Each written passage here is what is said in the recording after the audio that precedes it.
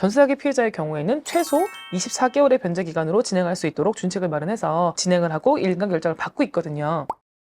안녕하세요. 회생파산연구소 이상현 변호사입니다. 전세사기 피해자 지원 및 주거 안정에 관한 특별법, 이른바 전세사기 피해자법이 시행된 지 벌써 1년이 넘었습니다. 그런데 아직 기존의 피해자분들은 피해 금액을 복구하지 못한 경우도 있고, 심지어 아직 계속해서 많은 피해자들이 생기고 있는 상황입니다. 저희 사무실에서도 전세사기 피해자로 어쩔 수 없이 개인회생 제도를 이용해야 할 것 같다면서 상담 연락을 계속 주시고 있는데요. 그런데 간혹 전세사기 피해자가 왜 개인회생을 해야 되는지 모르겠다라는 분들도 있으신 것 같습니다. 사실 그 이유는 간단합니다. 일반 월세보증금이 아닌 전세보증금은 그 금액이 굉장히 크죠. 이 보증금에 대해서 대출을 이용하시는 임차인분들이 많기 때문이에요. 1억 원, 2억 원이라는 이 큰 돈을 은행에서 대출받아서 내 계좌에 한번 입금해 보지도 못하고 바로 임대인에게 입금된 돈인데, 채무자가 임차인이라는 이유로 임차인에게 대출금 변제를 요청하겠죠. 물론 계약이 잘 종료되고 보증금을 잘 돌려받았으면 은행에 대출받는 게 어려운 일은 아니죠.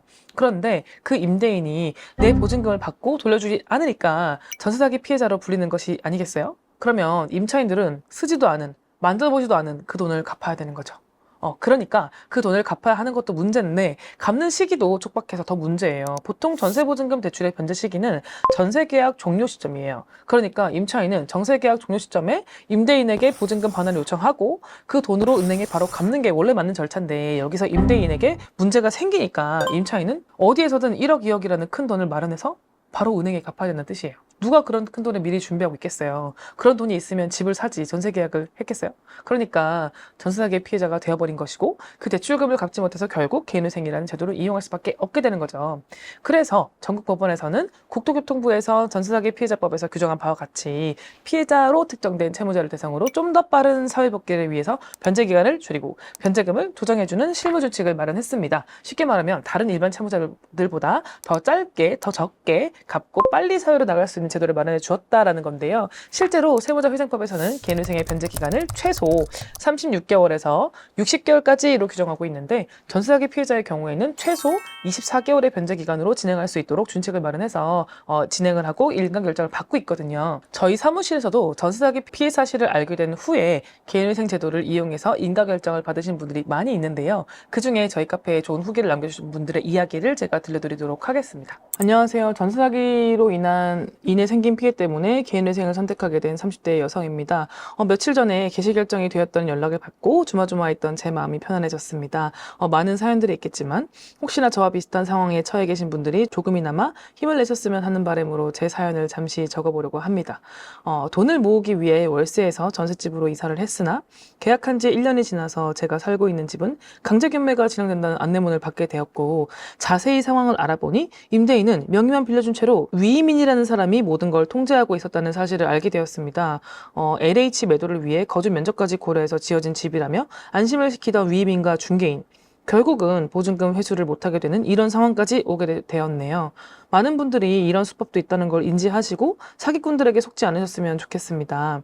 당시 보증금의 80%는 대출을 받았고 상환할 수 없는 어려운 처지에 놓이게 되었습니다. 또한 보증금을 조금이라도 회수할 수 있는 조건들에 부합되지 않는 상황이라 너무 힘들었습니다. 전세사기 피해자들이 할 수 있는 최선의 방법을 찾기 위해 노력했고, 우연히 전세사기 피해자로 회생을 하는 것도 하나의 방법이라는 것을 알게 되었습니다. 여러 곳에 상담 전화를 해보았고, 회생파산연구소 상담을 했을 때 제일 만족도가 높았다고 해야 될까요? 개인회생이라는 게 정말 생소했기에 모르는 게 많았는데 자세히 설명을 해주셔서 이해하기 쉬웠습니다. 이후로 서류 준비와 접수를 시작으로 개시 결정까지 문제없이 잘 진행되었고요. 궁금한 내용이 많았는데 연락드릴 때마다 신속하게 답변도 해주셔서 너무 감사했습니다. 24개월의 변제 기간이 길다면 길고 짧다면 짧겠지만 마지막 변제금을 납부한 날까지 화이팅 해보도록 하겠습니다. 이렇게 후기를 남겨주셨는데요. 이분은 부산회생법원에서 진행을 하셨는데요. 2024년 7월 11일에 접수를 해서 2024년 7월 29일에 개시 결정을 받았어요.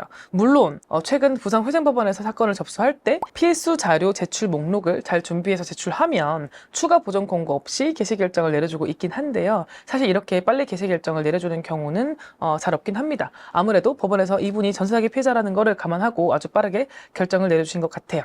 이분처럼 정말 어쩔 수 없이 내 잘못이 아닌데도 감당하기 어려운 대출금 때문에 개인회생을 해야 되는 상황에 처했다면 그 책임이 누구에게 있느냐에 따라서 법원에서도 좀 유하게 더 빠르게 결정을 내려주고 있으니까요. 혹시 개인회생이나 개인 파산에 막연한 두려움을 가지고 혼자 오롯이 그 피해를 감당하고 있는 분이라면 너무 겁먹지 마시고 일단 채무조정 제도가 무엇인지 그리고 내가 구제받을 수 있는 제도가 무엇인지 알아보시면 좋겠습니다.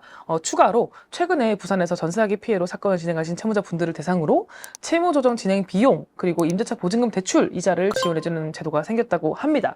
부산 신용보증재단에서 운영하고 있는 부산 청년 희망 신용상담센터의 신용회복 지원 사업인데요. 해당 지원 사업을 신청하게 되면 전세 사기 피해를 당한, 그러니까 전세 사기 피해자법에 따라 피해자로 특정된 채무자가 개인회생을 진행하게 되면 최대 150만 원 한도 내에서 진행 비용을 지원받을 수 있게 되고요. 그 진행 비용이라는 거는 저희 사무실에 지출을 해야 될 변호사 보수나 이런 것들을 말하는 거고요. 거주지 이전을 위한 임차보증금 대출에 대해서 부산시에서 2.5의 저리로 그 1%대 이자만 부담하면 되는 이자 지원을 시행하고 있다고 해요.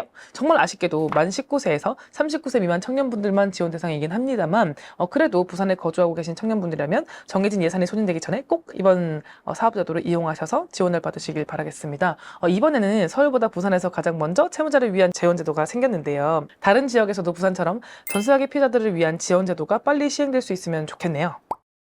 자, 오늘은 전세사기 피해자법이 시행되고 1년, 과연 피해자분들은 개인회생 제도를 어떻게 이용하고 있는지를 알아보았는데요. 후기를 적어주신 우리 채무자분의 사건 외에도 더 많은 전세사기 피해자분들의 개인회생 케이스가 많이 남아있으니까요.